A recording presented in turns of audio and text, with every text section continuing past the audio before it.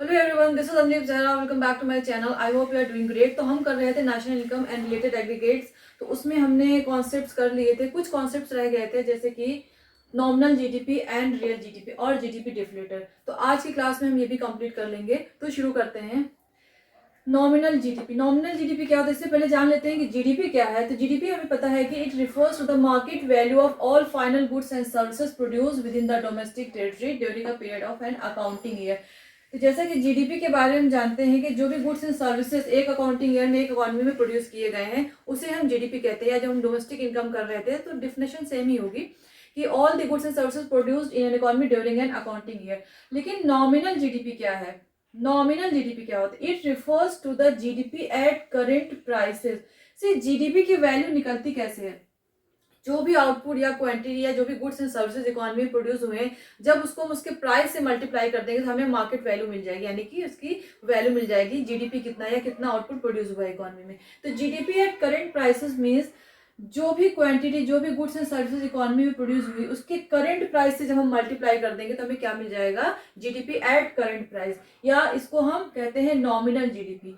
For example, हम 20 quintal 20 quintal wheat produce हुआ है एक साल में। सपोज ईयर है हमारा 2025 में 20 क्विंटल व्हीट प्रोड्यूस हुआ है, व्हीट का प्रोडक्शन हुआ है। इसकी हमें नॉमिनल वैल्यू जाननी है, यानी कि नॉमिनल जीडीपी कैलकुलेट करना है। तो आउटपुट को हम उसके प्राइस से मल्टीप्लाई कर देंगे। तो सपोज प्राइस 20 क्विंटल व्हीट का है 2000 रुपीज, राइट? तो 20 इंटू 2000 40,000, राइट? तो जीडीपी, नॉमिनल जीडीपी की वैल्यू कितनी आ गई? 40,000। तो ये हो गया हमारा नॉमिनल जीडीपी, यानी कि कितना आउटपुट प्रोड्यूस हुआ उसको उसके प्राइस से जब हम मल्टीप्लाई कर देंगे तो उसकी हमें नॉमिनल जीडीपी या नॉमिनल वैल्यू मिल जाएगी। रियल जीडीपी क्या होता है? It refers to the GDP at constant prices. GDP तो सेम ही रहेगा ना, कि it is the market value of all final goods and services produce within a domestic territory during an accounting year. But real GDP क्या होता है? It refers to GDP at constant prices. इसका क्या मतलब हुआ कि quantity को जब हम उसके कांस्टेंट प्राइस से मल्टीप्लाई कर देंगे तब हमें रियल जीडीपी मिल जाएगी। See now what is constant price? देखिए, नॉमिनल जीडीपी क्या होता है? नॉमिनल जीडीपी हमें नॉमिनल वैल्यू बताता है। रियल वैल्यू कब पता चलती है? कि इकोनॉमी में कितना आउटपुट प्रोड्यूस हो या जीडीपी वाकई इंक्रीज हुआ है या नहीं इंक्रीज हो रही है। हमें कैसे पता चलता है? जब उसके हम कांस्टेंट प्राइस या बेस ईयर के प्राइस से उसको मल्टीप्लाई करते हैं तब हमें पता चलता है कि रियल जीडीपी इंक्रीज हुआ है या नहीं। तो नॉमिनल वैल्यू में क्या होता है? इसमें क्या होता है? इन्फ्लेशन इंक्लूड होता है। इसमें क्या होता है? इन्फ्लेशन इंक्लूड होता है। ये प्राइसेस जो भी इंक्रीज हो रहे थे इकोनॉमी में, तो उसको एडजस्ट नहीं करता है। प्राइस से जब हम किसी क्वांटिटी को मल्टीप्लाई करते हैं जो वैल्यू आ जाती है वो हो जाती है नॉमिनल। बट रियल के लिए हमें क्या करना पड़ता है? कोई एक बेस ईयर लेते हैं। सपोज अगर हम 2021-22 में वीट का प्रोडक्शन देख रहे हैं तो 2011-12 की प्राइस हमने फिक्स कर दिया कि इसी प्राइस पे हम कैलकुलेट करेंगे। अब 2022 में भी उसी प्राइस पे कैलकुलेट करेंगे, आउटपुट को 2023 में भी उसी प्राइस से कैलकुलेट करेंगे। इससे हमें रियल वैल्यू मिल जाएगी। फॉर एग्जाम्पल, हम 2025 की बात करते हैं। 2025 में आउटपुट वीट का प्रोडक्शन कितना हुआ है? 20 क्विंटल।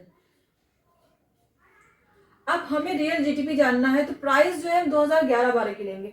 अगर 2025 में प्राइस 2000 थी, 2011-12 में प्राइस कम रही होगी, तो हो सकता है प्राइस उस टाइम 1000 पर क्विंटल रही हो। अब जब इसको हम मल्टीप्लाई करेंगे तो कितना आ जाएगा? 20,000। तो रियल जीडीपी हमारी क्या आ गई? रियल जीडीपी की वैल्यू कितनी आ गई? 20,000। यहाँ पर हमने देखा नॉमिनल जीडीपी की वैल्यू कितनी 2025 में? 40,000। और रियल जीडीपी की वैल्यू कितनी है? 20,000। तो हमें इससे क्या पता चलता है कि रियल जीडीपी तभी बढ़ेगा जब हमारा आउटपुट इंक्रीज हो जाएगा, राइट? आउटपुट जब इंक्रीज होगा तभी रियल जीडीपी बढ़ेगा, उसके अलावा रियल जीडीपी नहीं बढ़ेगा। तो इसी चीज को देखने के लिए हम बेस ईयर का प्राइस लेते हैं या कोई करेंट कांस्टेंट प्राइस ले लेते हैं जिससे आउटपुट को मल्टीप्लाई कर लेते हैं। फॉर एग्जांपल, अगर 2021 में हमें देखना है जीडीपी की वैल्यू कितनी थी, तो 20,000 इंटू हम बेस ईयर का ही प्राइस लेंगे 1000, तो कितनी वैल्यू आ गई? 20,000। फिर 2022 में हमें देखना है कि जीडीपी की वैल्यू कितनी थी, या फिर वीट का प्रोडक्शन हम देख रहे हैं तो कितनी वैल्यू थी, 20 इंटू 1000। तो यहाँ पर भी कितना आ जाएगा, 20,000। वहीं पे अगर हम 2025 की बात करें, 2025 में सपोज आपने देखा कि वीट का प्रोडक्शन 20 से इंक्रीज हो गया 30 हो गया, प्राइस हम उतनी ही ले रहे हैं 1000, यानी कि कांस्टेंट प्राइस, बेस ईयर की प्राइस ले रहे हैं। तो अब वैल्यू कितनी हो जाएगी, अब वैल्यू हो गई, जीडीपी की वैल्यू हो गई 30,000। तो ये क्या शो कर रहा है, ये शो कर रहा है real increase in GDP, right. तो जीडीपी में रियल इंक्रीज कब होगा, ट्रू इंक्रीज कब होगा, जब क्वांटिटी इंक्रीज हो जाएगी। और जब हम करंट प्राइसेस पे कर रहे, नॉमिनल वैल्यू कैलकुलेट कर रहे, तो उसमें हमने क्या देखा था कि जीडीपी की वैल्यू कितनी थी, 40,000 थी। वहीं पर हमने जब कांस्टेंट पे देखा था तो जीडीपी की वैल्यू 20,000 ही आ रही थी। तो जीडीपी की वैल्यू कब इंक्रीज होगी, जब क्वांटिटी इंक्रीज हो जाएगी इकोनॉमी में। और वेलफेयर लोगों कब बढ़ता है, जब क्वांटिटी इंक्रीज हो जाती है। इसी चीज को जानने के लिए हम कांस्टेंट वैल्यू और करंट प्राइस और कांस्टेंट प्राइसेस पे जीडीपी को कैलकुलेट करते हैं, क्योंकि हमें रियल वैल्यू देखना होता है कि रियल में जीडीपी इंक्रीज हो रहा है या नहीं, या सिर्फ इन्फ्लेशन की वजह से इंक्रीज हो रहा है। कांस्टेंट प्राइस पे क्या था, जो वैल्यू आई थी प्राइस के इंक्रीज की वजह से आ रही थी, क्योंकि प्राइस 2011-12 में 1000 था, 2011 में प्राइस 1000 था, 2025 में कितना हो गया, 2000। तो जो ये इंक्रीज दिखा रहा है, जो ये राइज दिखा रहा है जीडीपी में, किसकी वजह से दिखा रहा है, प्राइस के इंक्रीज होने की वजह से दिखा रहा है, क्योंकि आउटपुट तो हमारा सेम ही था। हम 20 क्विंटल वीट की बात कर रहे थे तो आउटपुट तो 20 क्विंटल ही था, राइट। देखते हैं नॉर्मल जीडीपी और रियल जीडीपी को कैसे कैलकुलेट करते हैं, इसका फॉर्मूला क्या है। तो nominal GDP is equal to real GDP into price index upon 100। Real GDP calculate करना है तो रियल जीडीपी का फॉर्मूला है nominal GDP divided by price index into 100। अगर प्राइस इंडेक्स कैलकुलेट करना है तो इसका फॉर्मूला है nominal GDP divided by real GDP into 100। Price index क्या होता है, price index shows change in GDP due to change in price level. Price के चेंज होने से या इन्फ्लेशन के होने से जीडीपी में कितना चेंज आ रहा है, कितने परसेंट का चेंज आ रहा है, ये हमें क्या बताता है, प्राइस इंडेक्स। तो एक क्वेश्चन लेते हैं कि find nominal GDP if real GDP is 240, price index is 120। हमें कैलकुलेट करना है नॉमिनल जीडीपी। तो real GDP is given which is 240 into price index is 120 divided by 100।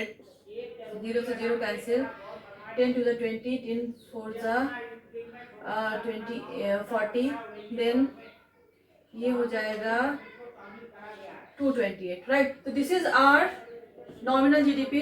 अब कैलकुलेट करते हैं real GDP. The question is कि find the real GDP if nominal GDP is 228 and price index is 120। हमें calculate करना है real GDP. Nominal GDP is given which is 288, price index is 120 into 100, 0 से 0 cancel,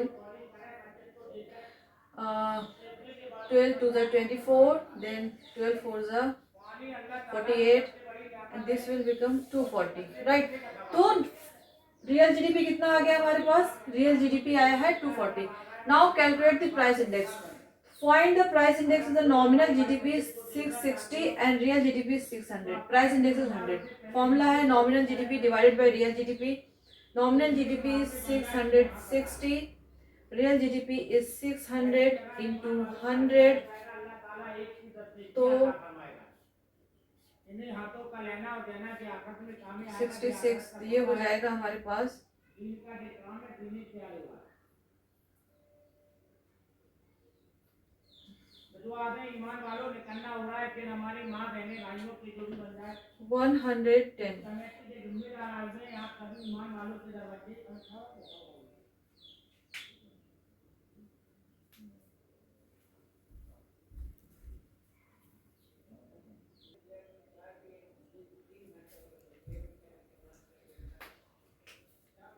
तो 0 0 will be cancelled, then 0 0 cancel, 6 1 the 6, 6 1 the 6, 11 multiplied by 10, it will be 110। तो हमारा price index आ गया 110। It means 10% से change आ रहा है जीडीपी में, right. तो this is our price index.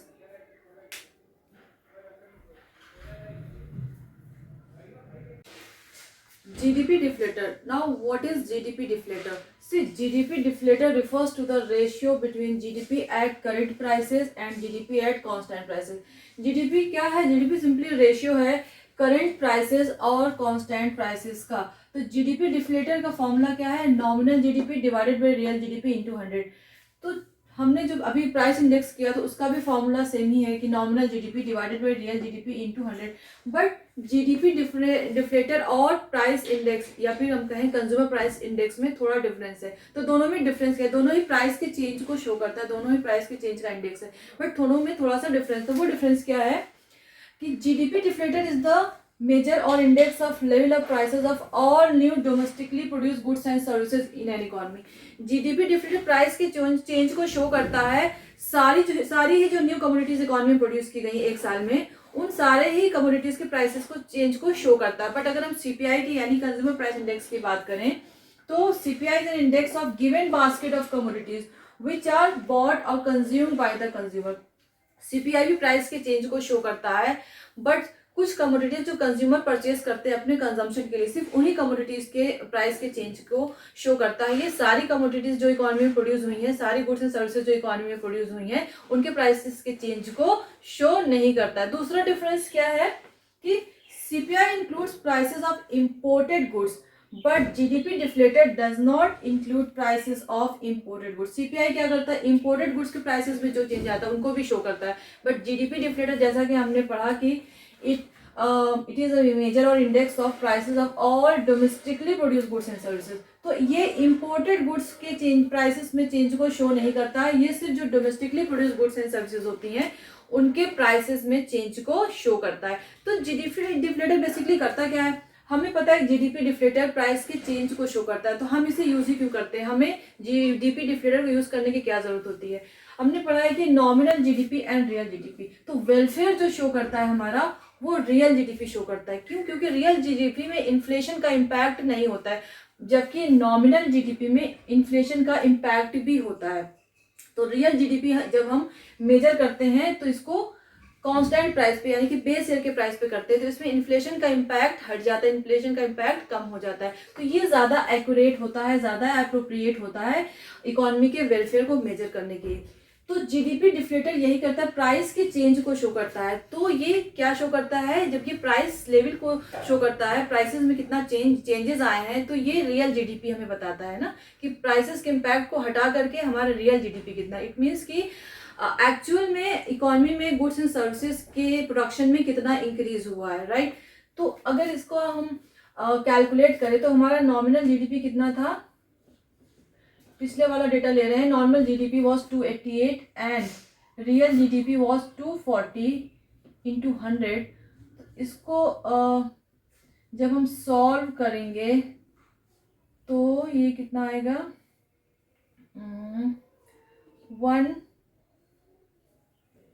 120, right. तो 120, तो इट मीन्स कि जीडीपी डिफ्लेटर हमारा कितना आया, 120। इसका क्या मतलब हुआ कि प्राइसेस जो इंक्रीज हो रहे हैं वो 20% से इंक्रीज हो रहे हैं। कैसे, क्योंकि ये 100 क्या है, हमारा बेस ईयर है।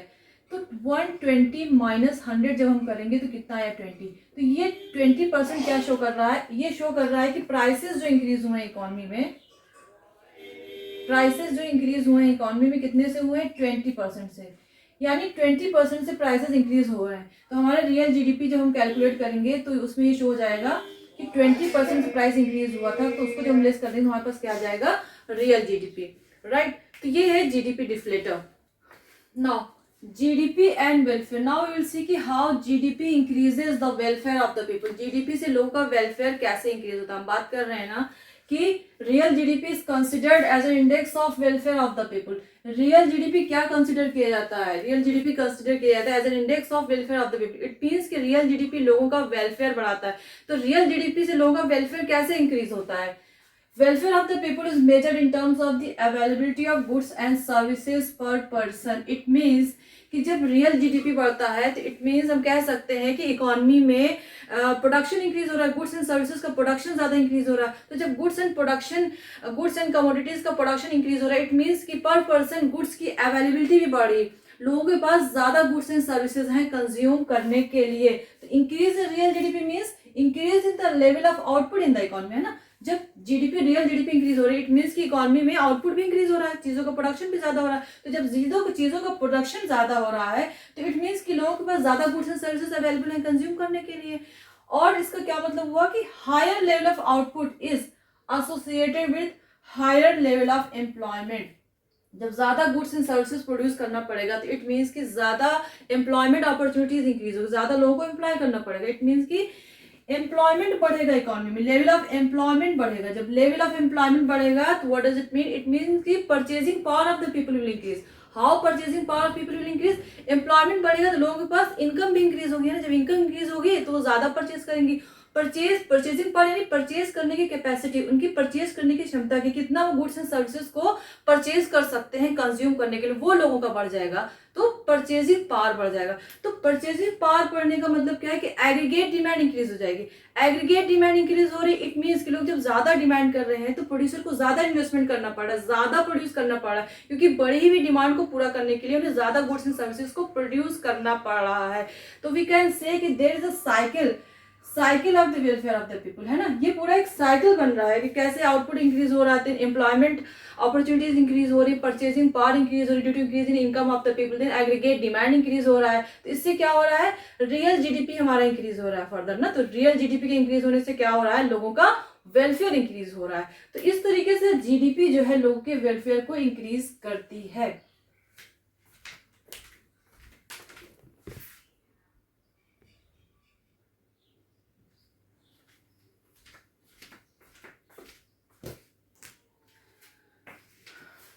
Now talking about the limitation of the GDP as an index of the welfare of the people, हमने GDP और GDP के वेलफेयर के बारे में पढ़ा, but there are certain limitation of GDP also, है ना। It does not always increase the welfare of the people. So पहला पॉइंट इसमें क्या है कि डिस्ट्रीब्यूशन ऑफ द इनकम। तो if distribution of income turns unequal, GDP fails to reflect the rise in social welfare. अगर real GDP economy में increase हो रहा है बट उससे अनइक्वल डिस्ट्रीब्यूशन ऑफ इनकम हो रहा है, इकोनॉमी में इनकम का जो डिस्ट्रीब्यूशन है वो अनइक्वल हो रहा है, it means rich get richer and poor get poor. जो पुअर पीपल है ज्यादा पुअर होते जा रहे हैं और रिच जो है ज्यादा रिच होते जा रहे हैं। It means poor people and rich people के बीच का गैप बढ़ता जा रहा है। तो इस केस में क्या होगा? जीडीपी जो है वो रिफ्लेक्ट नहीं कर पाएगा सोशल वेलफेयर, राइट। जीडीपी तो इंक्रीज हो रहा है, रियल जीडीपी तो इंक्रीज हो रहा है, बट क्या वाकई सारे लोगों का वेलफेयर हो रहा है? नहीं, क्योंकि स्टार्वेशन हो रहा है इकोनॉमी में, रेट ऑफ पॉवर्टी बढ़ रही है ना, लोग ज्यादा पुअर होते जा रहे हैं। तो ये तो इस केस में तो जीडीपी वेलफेयर को नहीं इंक्रीज कर रहा, क्योंकि यहाँ पे अनइक्वल डिस्ट्रीब्यूशन ऑफ इनकम हो रहा है। तो जीडीपी वेलफेयर को तभी इंक्रीज करेगा जब इनकम जो है, इनकम डिस्ट्रीब्यूशन इकोनॉमी में इक्वल होगा, राइट। तो नेक्स्ट हमारा आ जाता है composition of GDP. Composition of GDP, तो composition of GDP may not be welfare oriented, है ना। व्हाट डज इट मीन कि composition of GDP may not be welfare oriented? क्यों? Because increase in production of defence goods does not lead to direct increase in welfare of the people. देखिए, GDP growth बढ़ रहा है, it means कि economy में goods and services यानी commodities का production increase हो रहा है, तो इसका मतलब है कि वेलफेयर लोगों का बढ़ना चाहिए। बट अगर डिफेंस गुड्स का प्रोडक्शन बढ़ा, उसके वजह से जीडीपी ग्रोथ में इंक्रीमेंट शो कर रहा है, डिफेंस गुड्स के इंक्रीज होने से जीडीपी हमारा इंक्रीज हो रहा है, तब तो ये लोगों का वेलफेयर नहीं इंक्रीज करेगा। डिफेंस गुड्स जो है, डिफेंस क्या करता है? ये लोगों को प्रोटेक्ट करता है ना। डिफेंस गुड्स में जब भी इन्वेस्ट करते हैं तो ये कंट्री को प्रोटेक्ट करता है, लोगों को प्रोटेक्ट करता है, तो ये इनडायरेक्टली वेलफेयर इंक्रीज हो रहा है लोगों। यहाँ पे कोई डायरेक्ट वेलफेयर इंक्रीज नहीं हो रहा। डायरेक्ट वेलफेयर कब इंक्रीज होगा? जब कंज्यूमर गुड्स के प्रोडक्शन में इंक्रीमेंट होगा। कंज्यूमर गुड्स का प्रोडक्शन जब इंक्रीज होगा तब लोगों का वेलफेयर डायरेक्टली इंक्रीज करेगा, राइट। बट यहाँ पे क्या हो रहा है? अगर डिफेंस गुड्स के प्रोडक्शन में इंक्रीज हो रहा है तो इट मीन्स कि जीडीपी से लोगों का वेलफेयर नहीं हो रहा है। It is not an appropriate index of calculating welfare of the people, right. Clear है यहाँ तक? नाउ थर्ड पॉइंट है नॉन मॉनेटरी एक्सचेंज। ये क्या है? It means कि in rural areas barter system of exchange still prevails to some extent. अभी भी हमारे कंट्री में, हमारे इकोनॉमी में बार्टर सिस्टम प्रिवेल करता है। कहाँ पर? रूरल एरिया में। रूरल एरियाज में क्या होता है? ऑफन जो फॉर्म्स पे जो लेबर होते हैं उनको हम काइंड में पे करते हैं रादर देन इन कैश, है ना। We pay them in kind rather than cash. It means कि हमने उनसे कुछ काम लिया, उनको मनी में पे करने के बजाय, कैश में पेमेंट करने के बजाय कुछ राइस दे दिया, कुछ वीट दे दिया। तो ये क्या है? एक तरीके से बार्टर सिस्टम हो गया ना, बार्टर एक्सचेंज हो गया। तो इससे क्या होता है? It does not include in the calculation of GDP, है ना। ये जो जितने भी नॉन मॉनेटरी ट्रांजैक्शन हो रहे हैं ये जीडीपी के कैलकुलेशन में इंक्लूड ही नहीं हो रहे थे। इससे क्या हो रहा है, जीडीपी का अंडर एस्टिमेशन हो रहा है, जीडीपी को हम कम आंक रहे हैं ना, जीडीपी की वैल्यू पूरी नहीं आ रही है। तो ये इस केस में भी क्या होगा, जीडीपी से लोगों का, जीडीपी के इंक्रीज होने से लोगों का वेलफेयर नहीं इंक्रीज होगा। नेक्स्ट आ जाता है हमारा एक्सटर्नैलिटी। एक्सटर्नैलिटी क्या होता है, externality refers to the good and bad impact of economic activity. देखिए जब भी इकोनॉमी में कोई भी इकोनॉमिक एक्टिविटी होती है, चीज़ों का, गुड्स एंड सर्विसेज का प्रोडक्शन होता है, उससे एक्सटर्नैलिटी जनरेट होती है। एक्सटर्नैलिटी मीन्स होता है इम्पैक्ट थर्ड पार्टी पर, किसी और पर वो इम्पैक्ट हो रहा है। तो ये इम्पैक्ट पॉजिटिव भी हो सकता है, नेगेटिव। तो पॉजिटिव इम्पैक्ट अगर हो रहा है, गुड इम्पैक्ट हो रहा है, तो उसको हम बोलते हैं पॉजिटिव एक्सटर्नैलिटी। और अगर बैड इम्पैक्ट हो रहा है तो उसे हम बोलते हैं नेगेटिव एक्सटर्नैलिटी। तो इसको एक एग्जांपल से समझते हैं। सपोज आपके किसी नियर बाई एरिया में कोई फैक्ट्री सेटअप होती है, राइट। तो जब फैक्ट्री सेटअप होती है तो उससे क्या होता है, एम्प्लॉयमेंट जनरेशन होगा ना, लोगों को ज़्यादा से ज़्यादा जॉब मिलेगी, ज़्यादा से ज़्यादा लोग जॉब में आएंगे तो उनकी इनकम बढ़ेगी, उनकी परचेजिंग पावर बढ़ेगी। तो ये क्या है, ये एक तरीके से पॉजिटिव इम्पैक्ट है, लोगों का वेलफेयर बढ़ रहा है। वहीं पर क्या हो सकता है कि इस फैक्ट्री के सेटअप होने से कुछ नेगेटिव एक्सटर्नैलिटी यानी नेगेटिव इम्पैक्ट भी लोगों पे हो रहा है। कैसे, ये फैक्ट्री जो है क्या कर सकती है, it can release some harmful gases, right, it can release some harmful gases in the environment, so damaging और affecting the health of the people across. कोई फैक्ट्री अगर सेटअप हुई तो कुछ हार्मफुल गैसेस या केमिकल्स रिलीज हो सकते हैं इस फैक्ट्री से। और दूसरा क्या हो सकता है कि it can contaminate the river और अदर वाटर बॉडीज, है ना। जो भी इसके वेस्ट निकलेंगे उससे क्या होगा, हमारे यहाँ जो रिवर है या फिर दूसरी वाटर बॉडीज हैं वो पोल्यूट हो सकती हैं, वो कॉन्टेमिनेट हो सकती है। इससे क्या हो रहा है, बैड इम्पैक्ट पड़ रहा है लोगों के हेल्थ पर, राइट। इससे क्या हो रहा है, हार्मफुल इम्पैक्ट पड़ रहा है। तो ये क्या है, नेगेटिव एक्सटर्नैलिटी है। तो जब जो पॉजिटिव एक्सटर्नैलिटी हो रही है, पॉजिटिव इम्पैक्ट हो रहा है, उसको हम जीडीपी में प्लस नहीं कर रहे हैं, ऐड नहीं कर रहे हैं, राइट, क्योंकि लोगों का वेलफेयर हो रहा है तो उतना अमाउंट हम ऐड नहीं कर रहे हैं। और जब नेगेटिव एक्सटर्नैलिटी हो रही है, नेगेटिव इम्पैक्ट हो रहा है, तो उतना अमाउंट हम डिडक्ट नहीं कर रहे हैं जीडीपी से, राइट। तो GDP fails to account the positive and negative externality of any economic activity. तो हम कह सकते हैं कि इस तरीके से it is not an appropriate index of measuring the welfare of the people. तो these are the some of the limitations of the GDP. तो आई होप आपको समझ में आया होगा। तो if you find this classes helpful, please like, share and subscribe my channel. Thank you very